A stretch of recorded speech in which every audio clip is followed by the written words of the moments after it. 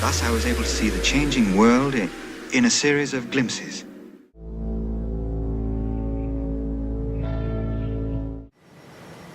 With Halloween fast approaching, I thought it was time to remember a good old-fashioned ghost story. John Carpenter's 1980 horror classic, The Fog. We have an all-star cast this time, well-known late 70s and 80s character actor, so you should probably find somebody you know. The most important actor, however, is credited only in the title. You'll see what I mean in a little while. Carpenter is said to have two inspirations for this movie: a trip to Stonehenge, where ancient stones are always shrouded in fog, and the movie The Crawling Eye. Admittedly, there was a lot of fog in that movie. His main takeaway, however, seems to be that the creatures in the film were only able to exist within the fog itself. As for the rest of The Crawling Eye, well, Brains chose it as the inaugural episode for Mystery Science Theater 3000, so I think that pretty much says it all. We begin the movie with a strange Edgar Allan Poe quote and a watch, and then we segue to story time. Get used to it, folks. A surprising amount of the runtime in this movie is people sitting around telling scary stories. John Houseman as Mr. Machin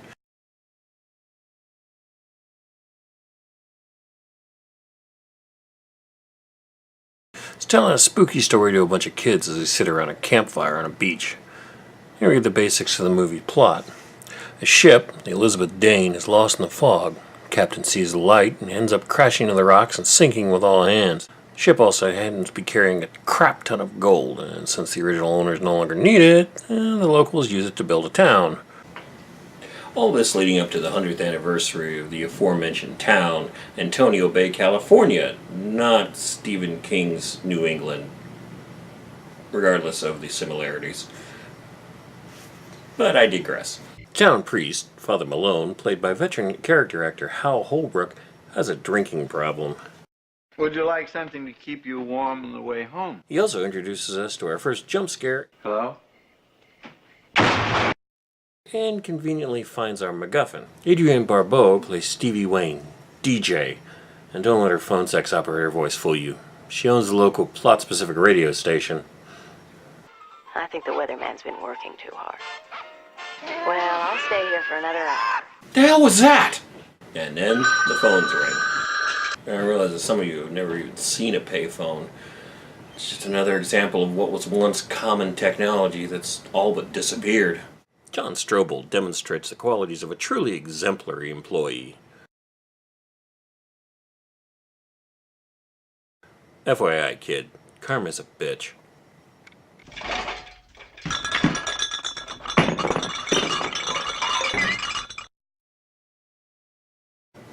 Am I the only one that wanted that sign to smack him in the head?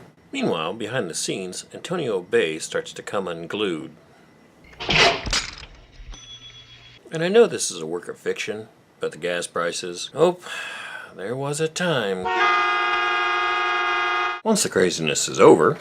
Even if you do have something to do, keep me turned on for a while. And I'll try my best to do the same for you. Deal!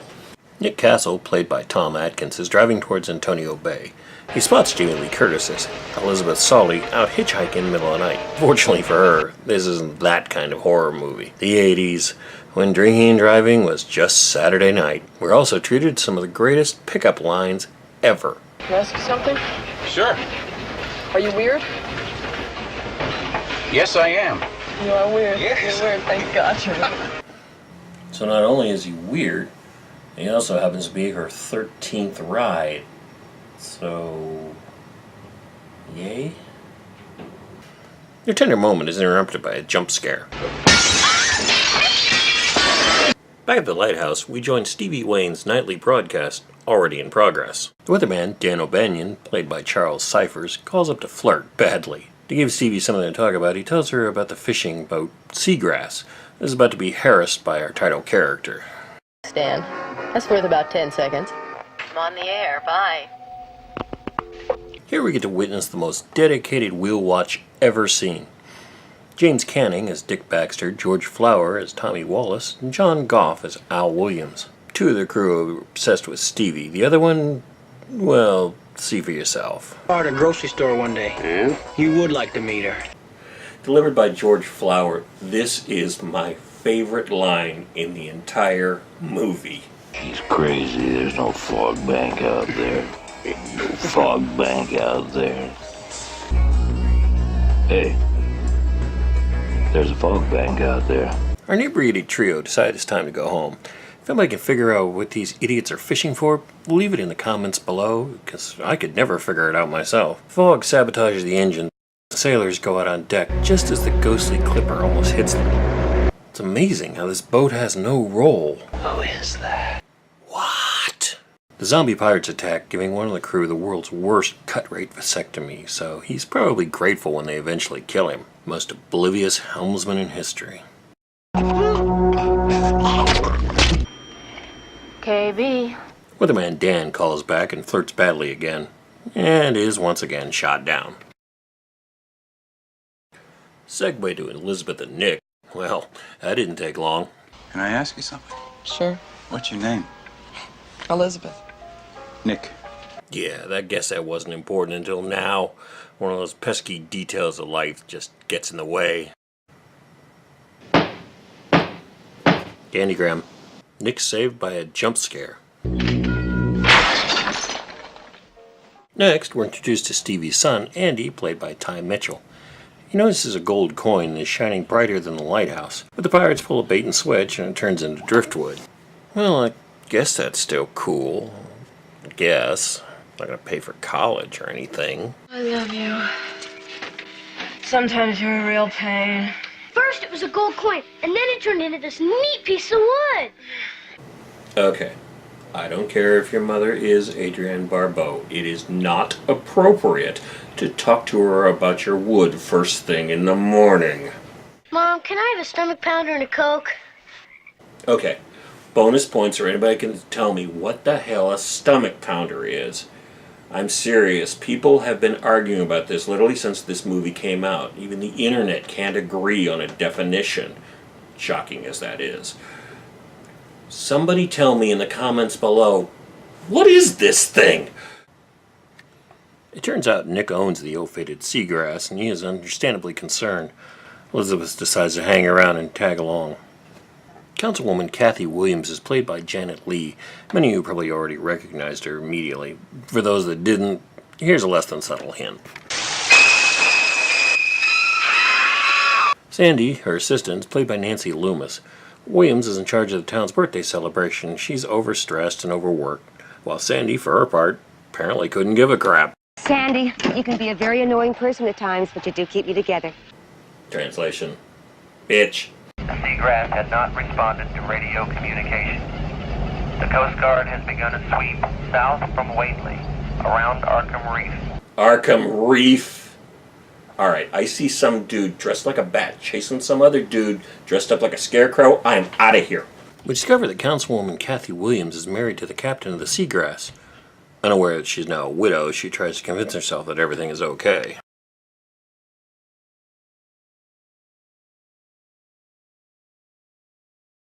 Kathy and Sandy head up to the church to talk to the priest. Council meeting next month. Yes, ma'am.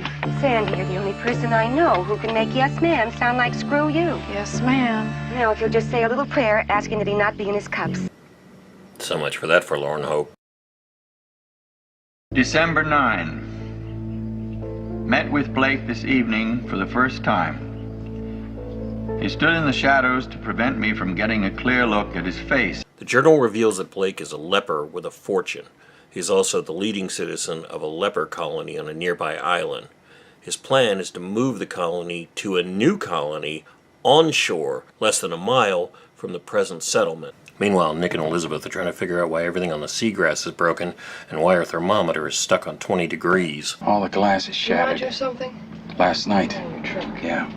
There's no water got in here, but something awful cold did. December 11. We jump back to the church for plot exposition dump part 2. I must balance my feelings of mercy and compassion Malone's ancestor is a jerk. with my revulsion at the thought of a leper colony only a mile distant.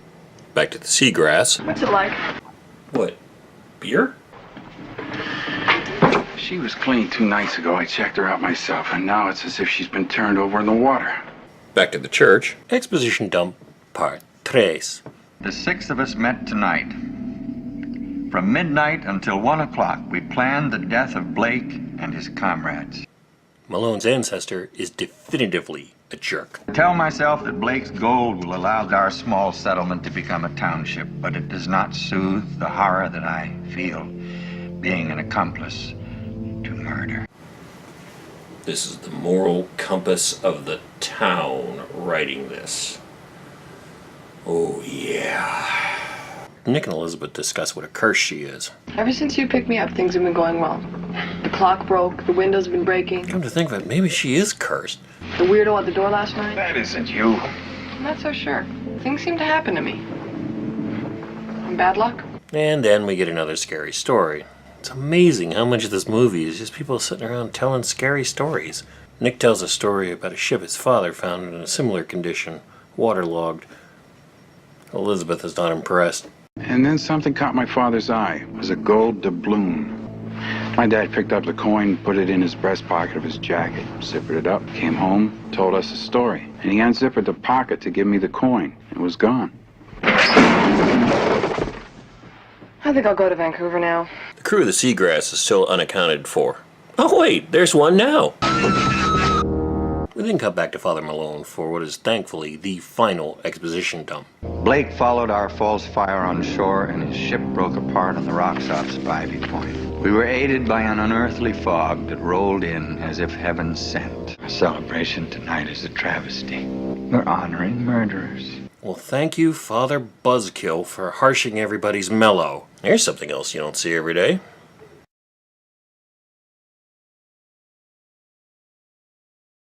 More music on Top of the World with KAB 1340. 33.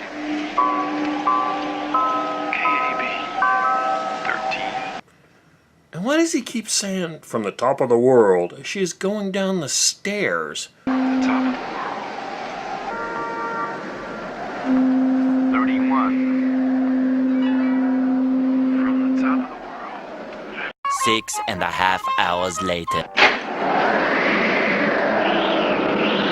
Huh. In this one shot, we have a turntable, cassette player, a reel-to-reel player, and 8 tracks. Not only can she not figure out her format, she can't even figure out what platform she's trying to play it on. Father, where did you find this? My grandfather hid his sins in the walls. When did you find it? Last night, just after midnight. What difference does it make? Amazing coincidence, huh? Fell apart. At the same time, the 6 conspirators met. Are you going to give the benediction tonight, Father? Antonio Bay has a curse on it. Yeah, I know. Figure out a good curse. This is curse. That is curse. Do we take that as a no? I think you're taking all of this much too seriously. 46. With the introduction of the seawater, the tape goes nuts and we hear Blake's voice. Something that wouldn't look like an albatross around the neck. No more like a millstone. Damn them all. Well, on the plus side, Stevie's finally found her promo. Why do I expect the boat to explode behind them? How can a man drown and not touch the water? Hello? Andy, where did you get that piece of driftwood? Stevie calls Andy to see if he can source any more cool, haunted driftwood. First it was a gold coin, and then it turned into the wood. Andy, I want you to stay away from the rocks. Do you understand? Don't pick up anything else off the beach. And stop consorting with demons. Sheriff Sims, played by John Vick, tells Kathy that her husband is dead, but she's not going to let that little surprise spoil the party. Oh, we can't have the chair lady of the birthday celebration in tears, can we? I don't think you ought to go out. Oh, I think that's exactly what I ought to do. Meanwhile, on the radio, Stevie keeps the hype train going, not knowing that the celebration is pretty much already in the crapper. Hope no one else gets lost out there in the fog.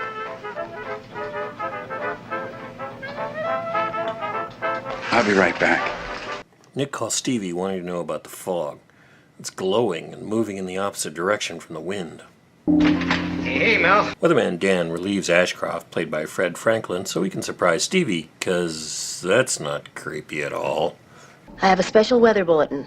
The Tri-County Weather Station reports a fog bank moving southeast along the coast. For whoever's interested... Oh yeah, and FYI, driving without windows is illegal in most states outside of North Carolina. That's only if you're in NASCAR. Lizzie glowing in the background while Dan asks if Stevie is taking something to keep her awake. So I guess all those rumors about the radio industry in the 70s were right. Somebody knocks on the door and Stevie tries to warn him, but he doesn't listen. And whoever it is, they ain't gonna like finding me home. Dan gets the hook, stage left. Stevie uses the radio station in a frantic call for the sheriff. Sims responds, but as he does, the fog makes its move. First the phone lines, then the power station. Amazing, these guys have been dead for 100 years, know so much about phones, generators. These are some damn clever ghosts. Nick and Elizabeth come to rescue the weatherman, Dan, just a few minutes too late. Mrs. Kobritz looks outside and sees our chief protagonist advancing on the house. This is not your everyday average low pressure system. Someone listen to me! My son is trapped! 887 White Beach Lane, my son is trapped by the fog! Andy, get out of the house! Run! So Stevie's son is in danger, the town is under assault by a supernatural entity, and she's looking at losing her broadcast license for using the public airways for private communications. Geez, I thought broadcasting on YouTube was getting difficult.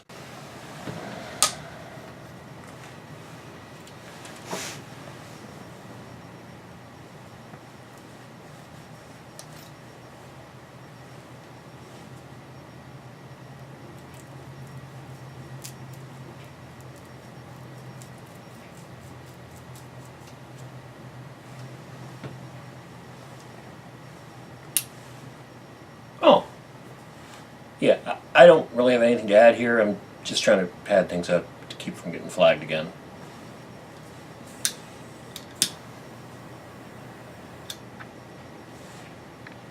Carry on. The fog knocks on the door and Mrs. Kobritz makes the mistake of answering, sending Andy away just in time. Okay. In a very post-Hays Code scene, having disposed of his babysitter, the pirates target Andy directly. Nick comes to the rescue just in time, arriving before the pirates can actually claim their victim. But as often happens in horror movies, the truck gets stuck as they try and leave. At the very last minute, they make their escape. But the fog just rolls on in search of more victims. Andy, please understand. I have to stay here. Besides, if she stops broadcasting, the algorithm will bury her. Remember how I told you that the most important character was only credited in the title? Now you're beginning to understand why. The fog is a living being. It is a protagonist. It moves and engulfs the entire town. I want you to watch this showdown between our heroes and the fog itself. This isn't so much like a confrontation. This is an Old West walk down. They are at one end of the street, and the fog is rolling up from the other.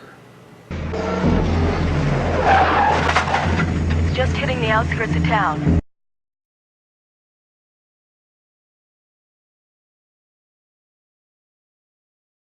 All the main characters, except Stevie, retreat to their final refuge, the church.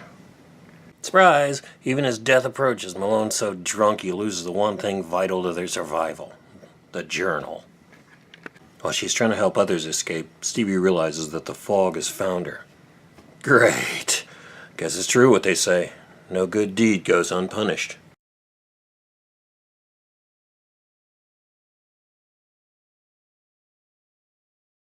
Using the journal, I find out that the pirates want 6 people to die in place of the original 6 conspirators. Seems a bit unfair since none of them had anything to do with it. Must be a curse thing. This were it possible to raise the dead, I would return Blake's fortune to him intact, save the money spent on these walls that hide it. Malone discovers that his ancestor double-crossed his friends and stole their stolen gold, melting it down in the shape of a cross and hiding it in the walls of the church. Having done all she can to save the town, Stevie runs for her life. But where are you going to run in a lighthouse?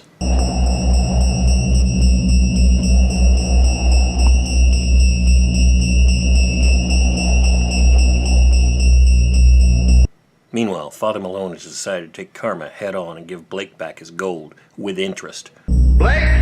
I have your gold! Proclaiming he is the descendant of the sixth conspirator, he offers himself in payment of the blood debt. This is your gold, Blake. My grandfather stole it from you.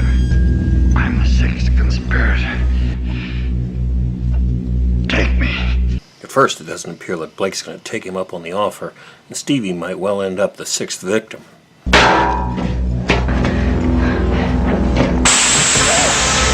However,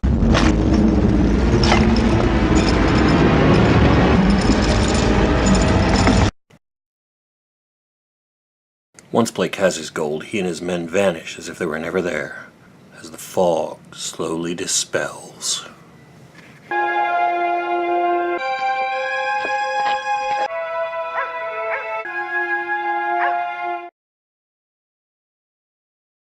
Why not 6, Blake? Why not me? You had to press your luck, Padre.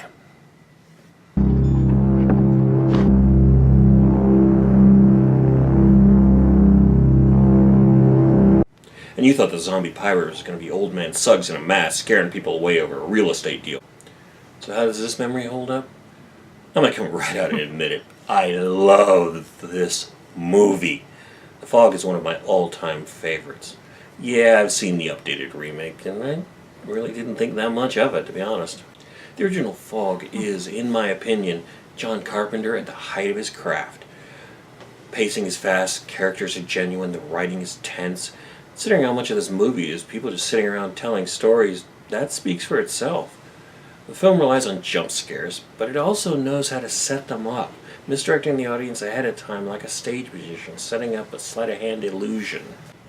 True, Carpenter didn't have the budget for the practical effects he probably wanted for The Fog, but the movie uses what it has to great effect.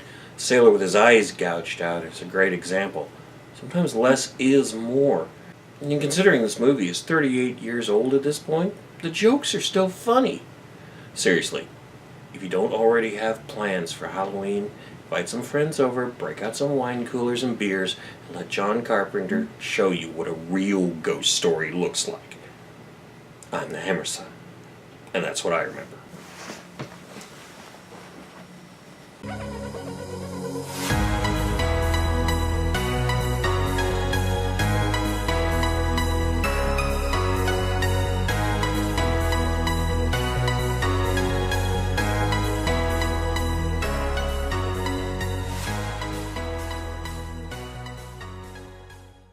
Hey, there's a fog bank out there.